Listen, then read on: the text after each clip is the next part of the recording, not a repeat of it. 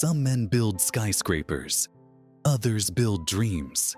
Steve Wynn built both, and in the end, lost something far more valuable than money. The man who transformed Las Vegas from a dusty gambling outpost into a fantasy land of waterfalls, volcanoes, and pirate ships. The visionary who brought the Mirage, Bellagio, and Wynn to the desert. The billionaire who dined with presidents and collected Picassos like postcards spent his final years as a pariah, exiled from the very city he rebuilt. This is the story of how the man who could create paradise on earth discovered that some sins cannot be buried under marble fountains and golden glass towers. The birth of a gambler. December 1945. New Haven, Connecticut. A blizzard was burying the East Coast when Stephen Allen Wynn was born. His father, Michael Weinberg, had changed the family name to Wynn years earlier, a common practice for Jewish families trying to shed the weight of the old world. Michael was a gambler, not a casino owner, but a man who lived and died by the turn of a card. He ran a bingo parlor in New Haven, a small-time operation that barely kept the family afloat. But Michael had bigger dreams. He saw opportunity where others saw risk, a trait he would pass directly to his son. When Steve was 6 years old, his father took him to a dog track in Taunton, Massachusetts. The lights, the noise, the desperate energy of the crowd. It was intoxicating. Steve didn't understand the betting slips or the odds, but he understood the feeling. The feeling that something important was happening. The feeling that money could make the world spin faster. Michael Wynn was a charismatic man with a fatal flaw. He couldn't stop chasing the big score. He opened a liquor store, then lost it. He ran a pinball machine route, then lost that too. The family moved constantly, never quite broke, but never quite comfortable. Steve learned early that money was a living thing, here today, gone tomorrow. He also learned that his father's charm opened doors that hard work could not. By the time Steve was a teenager, Michael had become a successful salesman for a vending machine company, but the gambling never stopped. He taught Steve how to play cards, how to read people, how to understand when a man was bluffing. These were not lessons in morality. They were lessons in survival. In 1963, when Steve was 17 years old, his father died suddenly. Michael Wynn was just 52. The cause was complications from a stroke. But those who knew him said the real cause was the pressure, the constant, grinding pressure of chasing a win that never quite came. Steve was devastated. He had lost his mentor, his hero, the man who taught him everything about risk and reward. But in that devastation, something else was born. A resolve. Steve Wynn would not die young, broke, and forgotten. He would do what his father could not. He would win, and he would never stop winning. The education of a visionary. Steve enrolled at the University of Pennsylvania in 1963, but he had no interest in the traditional path of fraternities and football games. He wanted the Wharton School, the Ivy League's factory for financiers and tycoons. Wharton taught him the language of business, balance sheets, leverage, depreciation, return on investment. But Steve already knew the most important lesson. People are predictable. They want to feel special. They want to forget their problems, and they will pay handsomely for the privilege. He graduated in 1967 with a degree in English literature, not business. He later joked that he majored in reading other people's stories so he could write his own. But the truth was simpler. He didn't need a degree to tell him how to make money. He needed the degree to convince other people to give him theirs. After graduation, Steve returned to the East Coast and took over his father's old vending machine business. It was unglamorous work, installing machines in bowling alleys and truck stops, collecting quarters, dealing with broken candy bars and stale chips. But the business taught him something crucial. The gambling instinct was everywhere. People would spend their last dollar on a pack of cigarettes from a machine if it meant they didn't have to talk to anyone. The vending business was simply gambling without the cards. Steve expanded the business aggressively, buying up smaller routes, squeezing every dollar out of every location. By the time he was 25, he had built a small fortune. Nothing compared to what was coming, but enough to prove that he was not his father. He was better. In 1971, Steve made his first real move into the gambling industry. He bought a small stake in the Frontier Hotel and Casino in Las Vegas. The Frontier was a dump by today's standards, a dusty relic of the old Vegas, where mobsters in shiny suits counted cash in back rooms, and the only entertainment was the chance to lose your pension. But Steve saw something no one else saw. He saw that Las Vegas was a city waiting for a rebirth. The mob's grip was loosening. Corporate America was sniffing around. And Steve Wynn, at 26 years old, was about to become the youngest casino operator in Nevada history. He didn't have the money himself. He had the vision. And vision, he understood, was something you could sell to people who had the money. He convinced a group of investors to back him, using his Wharton credentials and his relentless, almost hypnotic, enthusiasm. He took over operations at the Frontier and immediately started changing things. He fired the old managers, the ones who thought the customer was a mark to be fleeced. He replaced them with people who understood service. He cleaned the carpets. He trained the waitresses to smile. He put fresh flowers in the lobby. These seem like small things now, but in 1971, they were revolutionary. Las Vegas had always been about the hustle. Steve Wynn understood that the future of Vegas was about the experience. He was right. The Frontier's revenues soared. Steve Wynn had arrived. The golden nugget and the birth of a brand. By 1973, Steve Wynn was ready for his own casino. He set his sights on the Golden Nugget, a downtown Las Vegas landmark that had fallen into disrepair. The Golden Nugget was old Vegas, low ceilings, dim lights, the smell of stale cigarettes and desperation. Steve bought it for $1.5 million, money he raised by selling everything he owned and borrowing from anyone who would listen. The gamble was enormous. If the Golden Nugget failed, Steve Wynn would be broke, humiliated, and finished before he turned 30. But Steve didn't believe in failure.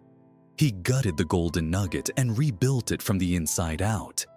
He raised the ceilings, installed chandeliers, brought in gourmet food, and hired beautiful dealers who treated gamblers like royalty. He also introduced something that seemed obvious in retrospect, but was radical at the time. He made the casino a destination for high rollers, not just the occasional whale, but a steady stream of wealthy gamblers who wanted to be treated like kings. Steve flew to Asia, to Europe, to South America, personally courting the world's biggest bettors.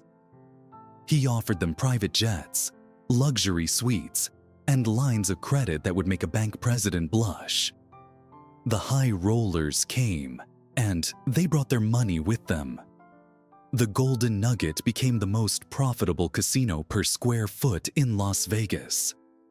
Steve was making millions, then tens of millions. He was still in his 20s. By the early 1980s, Steve Wynn was a star. He had transformed the Golden Nugget into a glittering jewel, and he had done it without a single bullet fired or a single mobster consulted. He was clean, corporate, and hungry. He started buying land on the Las Vegas Strip, the famous boulevard that had been home to casinos since the 1940s. The Strip in the 1980s was tired. The old hotels, the sands, the dunes, the Desert Inn were aging gracefully but dangerously. They were profitable, but they were not exciting. Steve Wynn saw what the Strip could become. He imagined a place where families would come not just to gamble, but to be entertained. A place where the casino was just one part of a larger fantasy. He imagined waterfalls and volcanoes. He imagined tigers and magic shows. He imagined a city that never slept, because it never wanted to.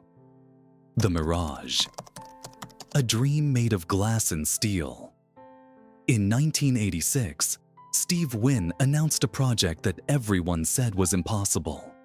He was going to build a $630 million hotel casino on the Strip, the most expensive casino ever conceived. He called it the Mirage. The numbers were staggering. $630 million was more than any casino had ever cost, by a factor of 10. The banks laughed at him. The press called him a madman. Las Vegas veterans said he would destroy himself and take the city with him. But Steve Wynn had something they didn't have. He had the vision, and he had the ability to make other people see what he saw. He spent years raising the money, cobbling together loans from banks, insurance companies, and pension funds. He sold pieces of the Golden Nugget. He mortgaged everything he owned. By the time the Mirage broke ground in 1988, Steve Wynn's entire net worth was tied up in a hole in the desert. If the Mirage failed, he would lose everything. Not just his money, but his name, his reputation, his future. The Mirage opened on November 22, 1989. The date was chosen deliberately. It was the 26th anniversary of John F. Kennedy's assassination, a dark day in American history. Steve Wynn wanted to give the world a reason to celebrate. The opening was a spectacle unlike anything Las Vegas had ever seen. A 54-foot volcano erupted in front of the hotel every 15 minutes. A white tiger named Manticore lived in a glass enclosure near the casino. The lobby featured a 20,000-gallon aquarium filled with sharks and tropical fish. The rooms were luxurious, the restaurants were world-class, and the casino was vast and gleaming. The Mirage was not a casino. It was a theme park for adults. And it worked. The Mirage was sold out every night for months. Gamblers lined up to get in. Tourists came just to see the volcano. Steve Wynn had done more than build a hotel. He had reinvented Las Vegas. He had proven that the city could be glamorous, exciting, and safe. He had ushered in the era of the mega resort. The Mirage made Steve Wynn a billionaire. It also made him a legend. He was no longer just a casino operator. He was the man who saved Las Vegas, the man who turned a desert of vice into a playground of dreams.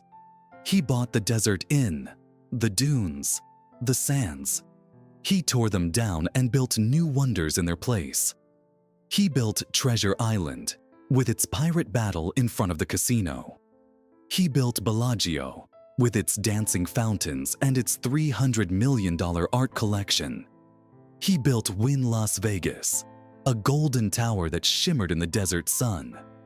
By the late 1990s, Steve Wynn was the undisputed king of Las Vegas. His net worth was in the billions. His name was on everything. He was friends with presidents, senators, movie stars, and sheiks. He dated supermodels and married a former Miss America, Elaine Pascal, who had been his rock through the difficult years. He seemed invincible. He seemed untouchable. He seemed like a man who had conquered the world and would never fall. The curse of the visionary. But Steve Wynn had a dark side. Those who worked closely with him knew it well. He was a perfectionist, obsessively focused on every detail of his properties. He would walk through his casinos at 3 a.m., inspecting the carpets, checking the lights, smelling for smoke. He once fired a manager because a piece of fruit in a guest's room was not perfectly ripe. He once redesigned the entire menu of a restaurant because the font on the paper was too small. His employees called him a genius and a tyrant in the same breath. He demanded loyalty, obedience, and excellence. He tolerated nothing less. But the perfectionism was not his only flaw. Steve Wynn had a temper. He would scream at executives in meetings, reducing grown men to tears. He would throw telephones across the room. He once punched a wall so hard that he broke his hand. His volatility was legendary. People walked on eggshells around him, terrified of triggering his rage. And there were other stories, darker stories, that circulated in the shadows of Las Vegas. Stories about Steve Wynn and women. Stories about sexual harassment, coercion, and abuse. At first, these stories were just whispers, the kind of rumors that swirl around any powerful man. But as Steve's power grew, so did the whispers. In 2005, a massage therapist named Jane Doe, a pseudonym used in later legal filings, alleged that Steve Wynn had assaulted her in his office at the Mirage. She said he had pressured her into performing sexual acts, threatening her job if she refused. The story did not become public at the time. Steve Wynn paid a settlement. The woman signed a non-disclosure agreement. The story was buried, but the pattern was established. Steve Wynn would later face allegations from dozens of women, all making similar claims. He used his power, his wealth, and his charm to coerce women into unwanted sexual encounters. And when they resisted, he punished them. He fired them, blacklisted them, or paid them to go away. For years, the casino industry protected him. He was too big to fail, too important to the city, too connected to the political establishment. The Nevada Gaming Control Board looked the other way. The FBI investigated and found nothing. The press, intimidated by his lawyers, kept quiet. Steve Wynn continued to build his empire, and the women who suffered at his hands continued to suffer in silence. The medical condition. In 2010, Steve Wynn was diagnosed with a rare degenerative eye disease called retinitis pigmentosa. The disease destroys the retina, slowly, inexorably, leading to blindness. For a man who had built his life on visual spectacle, on the perfect placement of a flower, on the exact hue of a casino's lighting, the diagnosis was a death sentence. He would eventually go blind. The news broke something in Steve Wynn. He became more erratic, more paranoid, more aggressive. He started making bizarre decisions, firing long-time executives for no reason, launching expensive projects that made no financial sense. He poured $4 billion into a new casino in Macau, the Chinese gambling mecca, only to see it struggle against local competitors. He invested in a failed project to build a casino in Philadelphia, losing hundreds of millions of dollars. His friends said he was trying to outrun his fate, to build so much, so fast, that blindness would not matter. His enemies said he was losing his mind. The disease also affected his marriage. Elaine, who had stood by him through the Mirage, through the Bellagio, through everything, grew tired of his volatility. They divorced in 2010. A bitter and public split. Steve quickly remarried to a much younger woman named Andrea Hissam, a socialite with a glamorous past and expensive tastes. The new marriage isolated him further. His old friends, the ones who had known him since the Golden Nugget days, drifted away. He was surrounded by sycophants, people who told him what he wanted to hear. The king was alone in his golden tower, and he could feel the darkness closing in. The fall.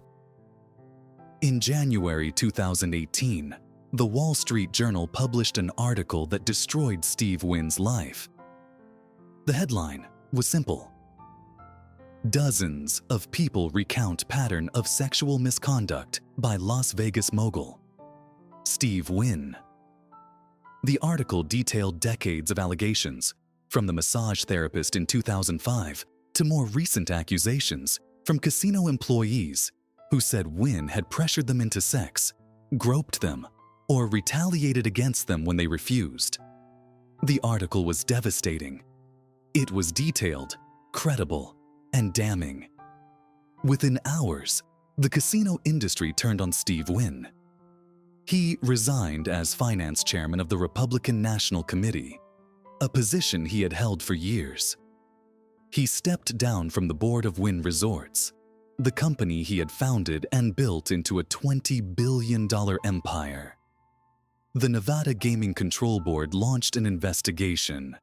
The Massachusetts Gaming Commission, which had approved Wynn's casino in Boston, threatened to revoke its license. Steve Wynn denied everything. He claimed the allegations were the work of his ex-wife Elaine, who he said was trying to extort him in their divorce settlement. He said the Wall Street Journal article was a hit job, a piece of tabloid journalism dressed up as investigative reporting.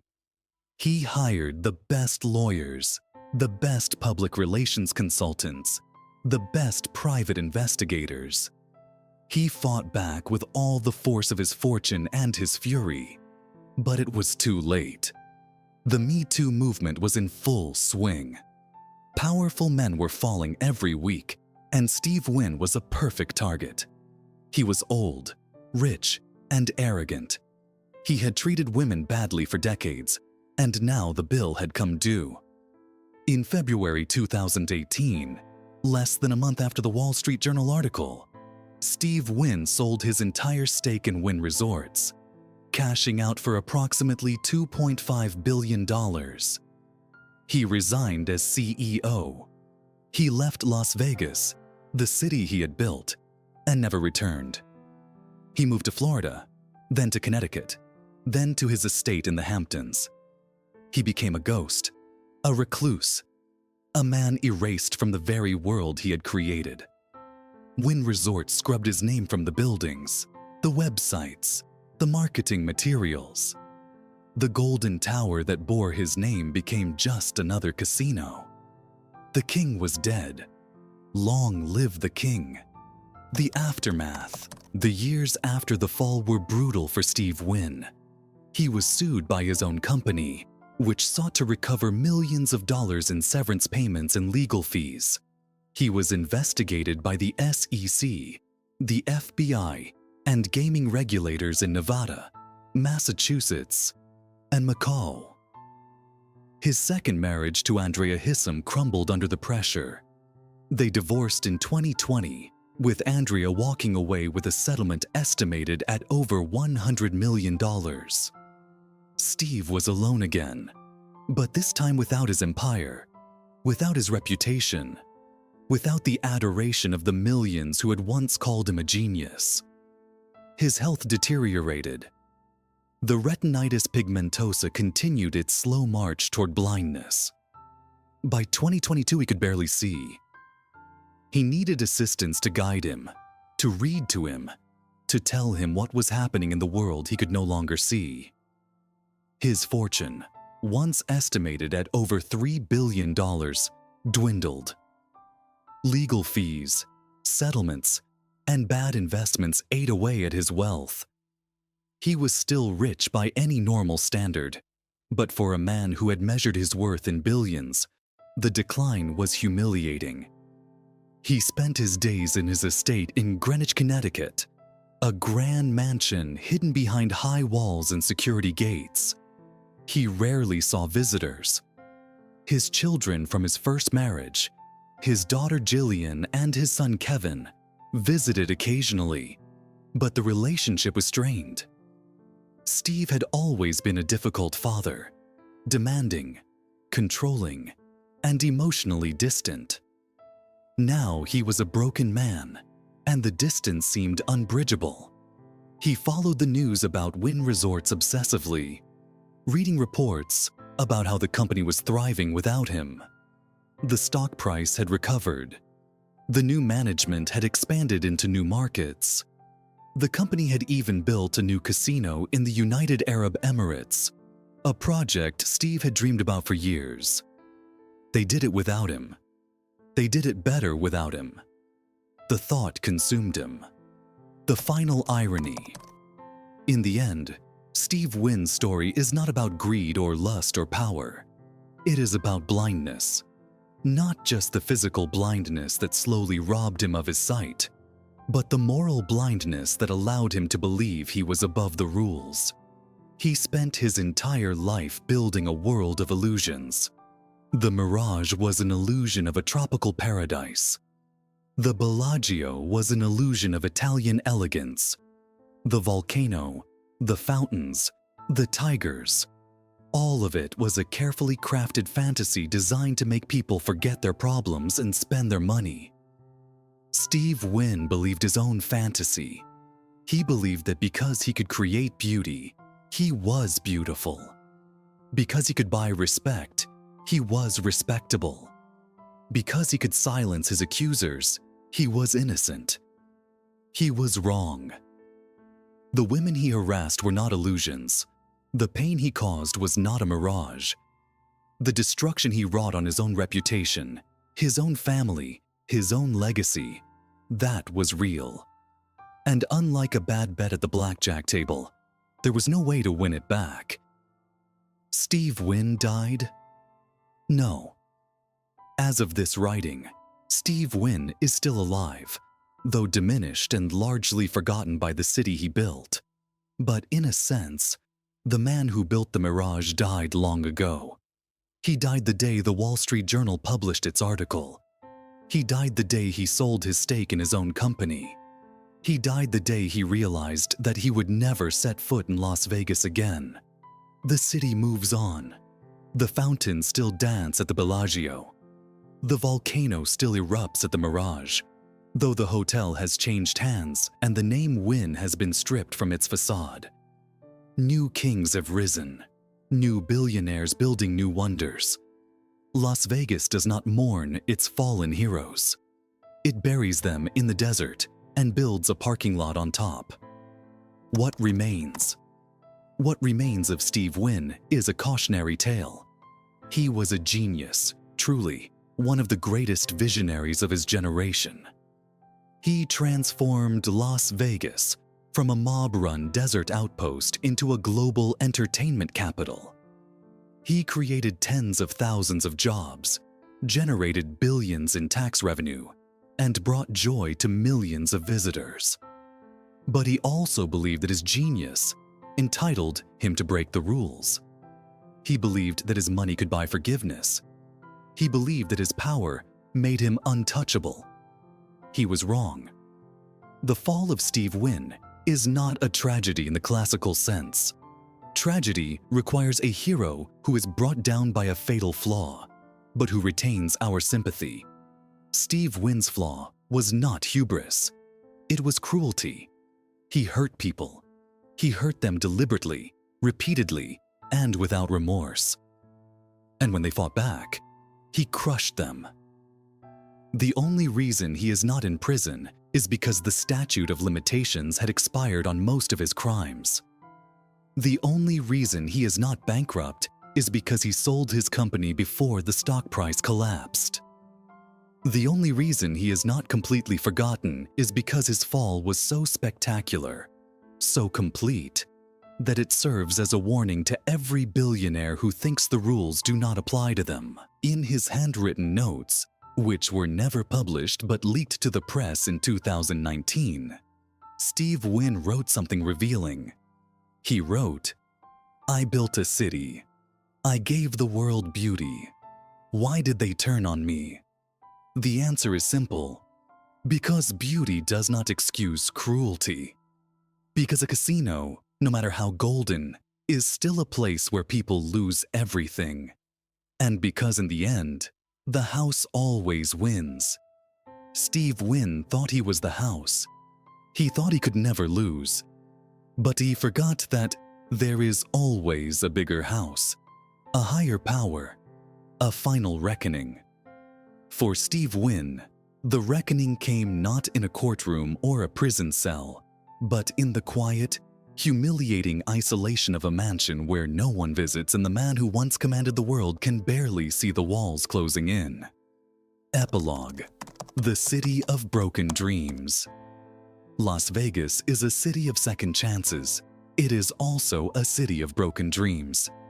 Every day, thousands of people arrive in Las Vegas hoping to win big, to change their lives, to escape their pasts. Almost all of them leave with less than they came with. That is the math of the casino. The odds are always in the house's favor. Steve Wynn understood that math better than anyone. He built his empire on the certainty that over time, the gambler always loses. What he failed to understand is that the same math applies to life. You can cheat, lie, and bully your way to the top. You can amass a fortune beyond imagination. You can build a golden tower that scrapes the sky. But eventually, the odds catch up. Eventually, the house wins. For Steve Wynn, the house was not a casino. It was the truth. And the truth, which he had spent decades hiding, burying, and denying, finally came for him. It came in the form of a newspaper article. It came in the form of dozens of women who refused to be silenced. It came in the form of a disease that took his sight, leaving him alone in the dark with nothing but his memories and his regrets. He built the most beautiful prison in the world, and now he is serving a life sentence inside it. The volcano still erupts. The fountains still dance. The tourists still come, spending their money, chasing their dreams. And somewhere in Connecticut, an old, blind billionaire sits in a dark room, listening to the television, wondering where it all went wrong. The answer is everywhere. It is in every woman he hurt, every employee he bullied, every lie he told. It is in the golden tower that no longer bears his name. It is in the city that has moved on without him. Steve Wynn wanted to be remembered as the man who saved Las Vegas. Instead, he will be remembered as the man who lost everything because he thought he could never lose. And that is the loneliest fall of all. If you enjoyed this video, please like and subscribe to our channel so you never miss out on more fascinating stories.